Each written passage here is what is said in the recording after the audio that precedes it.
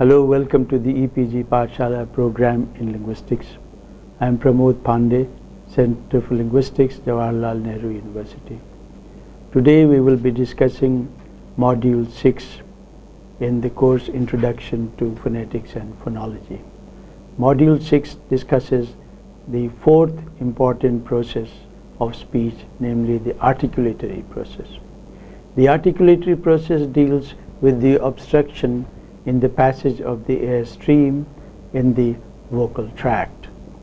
The obstruction is of two kinds. One, the place where the obstruction is made, and the other, the degree of obstruction that is made. We have looked at the places of obstruction in the last module, and we'll look at with greater detail in a later module, but today in this module we will confine ourselves to the degrees of constriction which give rise to manners of articulation. There are various degrees of constriction or obstruction in the passage of the air stream, as we notice, giving rise to different types of sounds. For example, there is complete closure giving rise to plosives and stops, for example, ba, ga, ma, etc. The next degree is close approximation, that is, when the articulators do not completely close, but they come fairly close to each other, but leaving some space for air to escape. This gives rise to fricatives such as fa, etc. Partial closure, that means that the closure is not complete in the oral cavity, but is there only in part of the oral cavity. For example, when you say l, you have partial closure.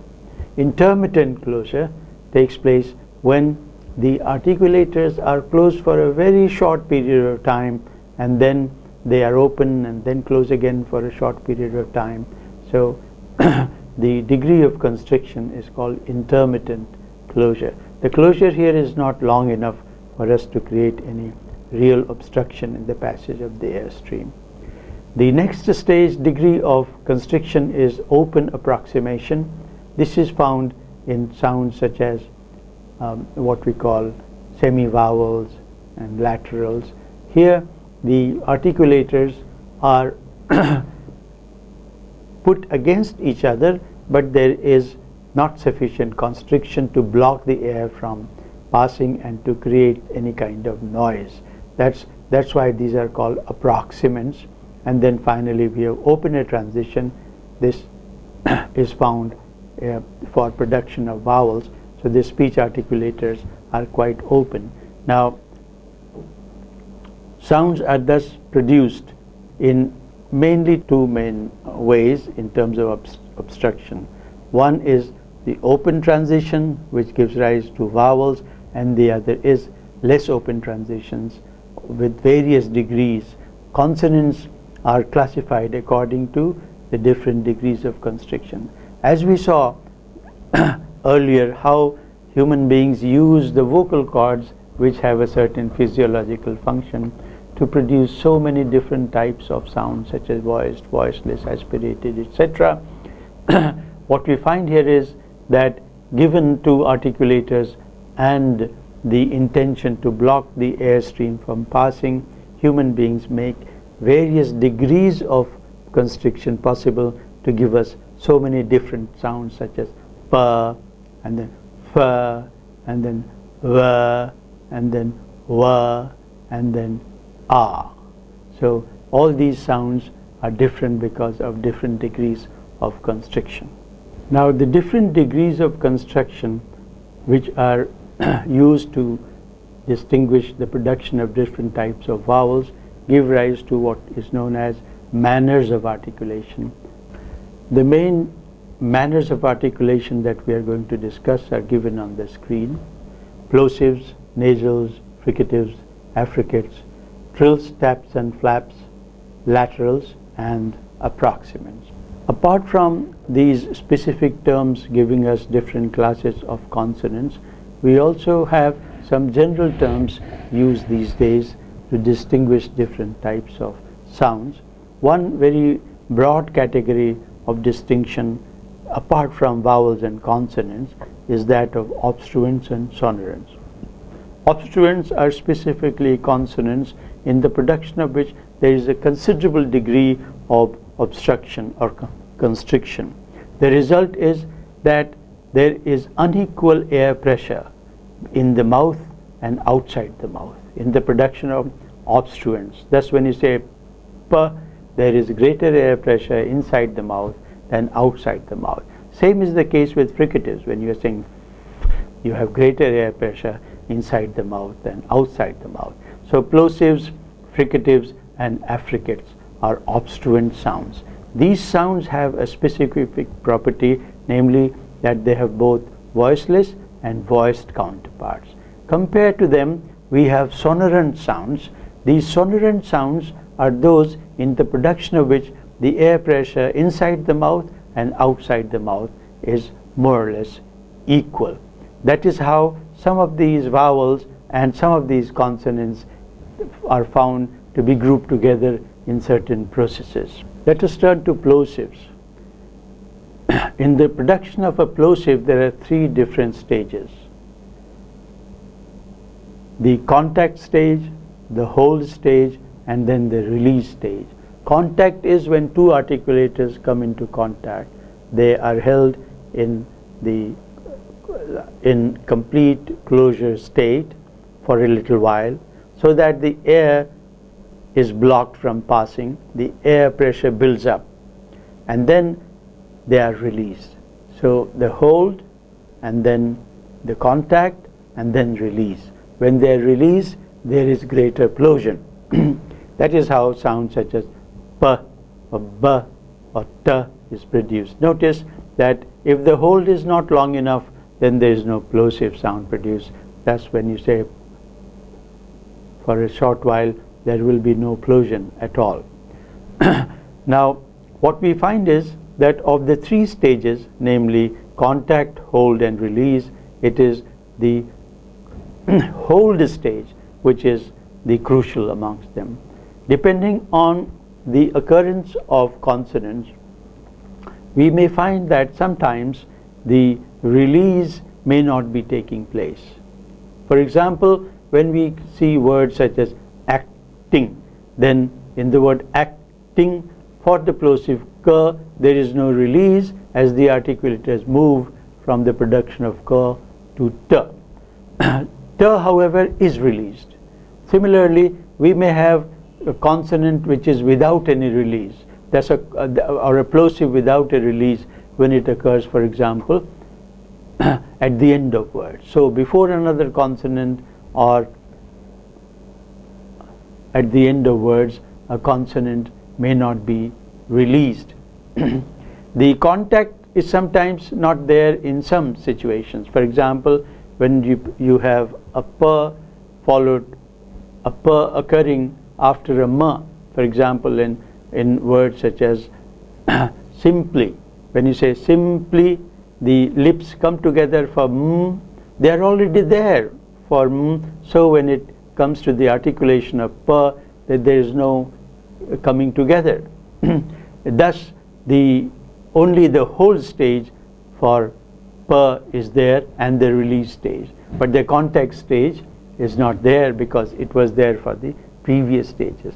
Thus, for plosives, we have the hold stage, which is the most important. It is that stage which leads to the rise in the air pressure for the plosive type sounds to be produced. Take a look at some of these figures for the production of plosives. Sometimes plosive can have not a very clear oral release, but another kind of release, such as nasal release, like dn. So the is not clear straight away released, but it is sort of released with the nasal consonant, or it may be released with a lateral consonant, such as l. So there are languages which have nasal or lateral release for certain sounds. Now, plosives from the bilabial position to the velar position can have 4 different laryngeal states normally, that is voiceless, unaspirated p, voiceless aspirated p, voiced unaspirated b, voiced aspirated or murmur or breathy sound such as bh. Most Indo-Aryan languages have these 4 laryngeal types, but there are languages which vary from 4 laryngeal types to a single laryngeal types as shown in the chart. Nasals. We have already described the production of nasal in the last module when we discussed oronasal process. Let us take a look at the figure which illustrates how a nasal consonant is produced.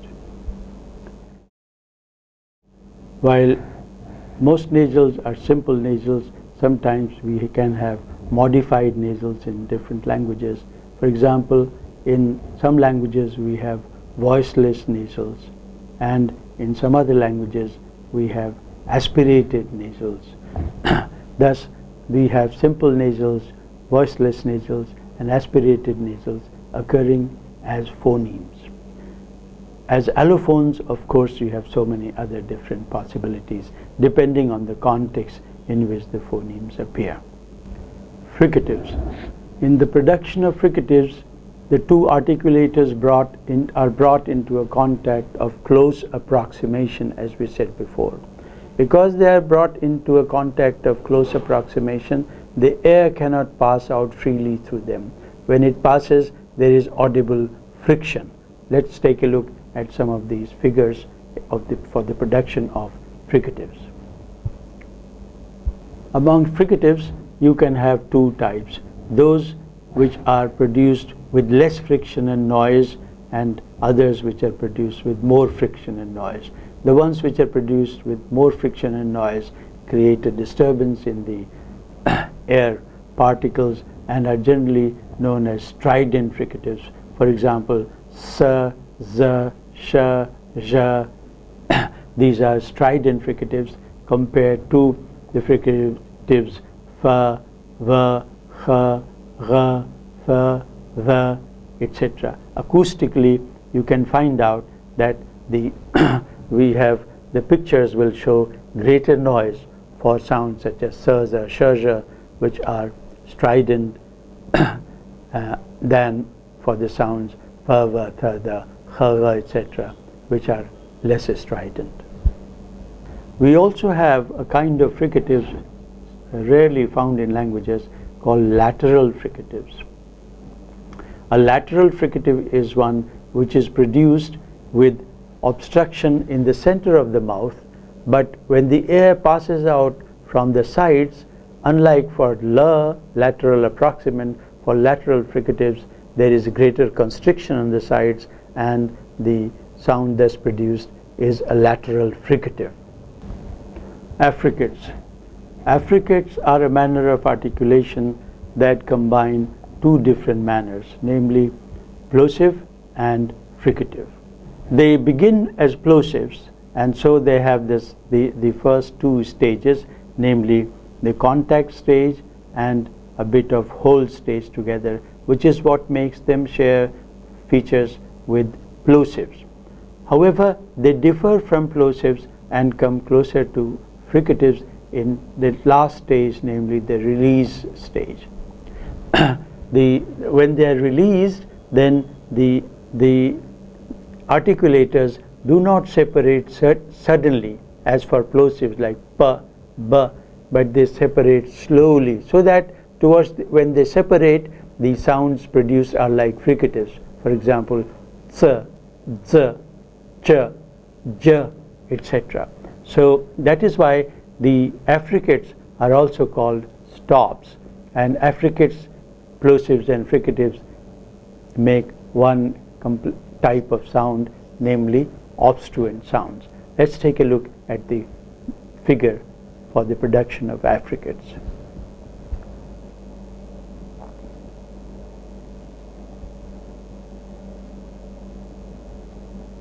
Tap, trill and flap. They are put together because in most languages there is only one of them which is instantiated. Thus, if a language has a tap, it usually does not have a trill or a flap as a contrasting entity. Similarly, if it has a trill, then it does not have a tap as a contrastive unit, and so on. However, on close examination, you may find that that is not the case. Some languages distinguish a tap from a trill within the phonemic system. What is the difference between a tap and a trill and a flap? In the production of a tap, the tongue, the tip of the tongue makes a very momentary contact with the roof of the mouth and is brought back to its original place of rest. Thus we have sounds like ra, ra, where there is only one single contact by the tip of the tongue. In the production of a trill, there are several taps like rrr, rrr. So the tongue makes several contacts and to produce a trill. Now a flap is a sound in the production of which the tongue is curled back. So it makes a contact, momentary contact, but never stops, but sort of comes back to the original place. Now most flaps are retroflex flaps. The flaps are produced at the retroflex position. As you know, retroflex is a position where you also find retroflex stops like tada, retroflex nasals like na, and retroflex laterals like ra, and also retroflex flaps like ra. Retroflex flaps are commonly heard in many Indic languages. Approximants. Approximants are sounds in the production of which the articulators are held in the position of open approximation. This is the most open position that a production of a consonant can take. Beyond it, we have only vowels. There are two kinds of approximants. One is central approximant and the other is a lateral approximant. A central approximant is one in which the articulators are held in open approximation position, and in the center of the vocal tract, the sides are closed, and thus we have sounds such as wa, ya, etc., or ra produced. All these are examples of central approximants. In addition to central approximants, we have lateral approximants such as in the production of lateral approximants, there is a closure in the center of the mouth, but the sides are held in open approximant position so that we hear these lateral sounds. To summarize, in this module we have looked at the articulatory process. There are two aspects to it: places of articulation and manners of articulation. In this module we have focused on the manners of articulation and have tried to cover the discussion of the production of plosives, fricatives, affricates, nasals, taps, trills, and flaps, lateral approximants. With this, we come to the close of the discussion of manners of articulation. Thank you.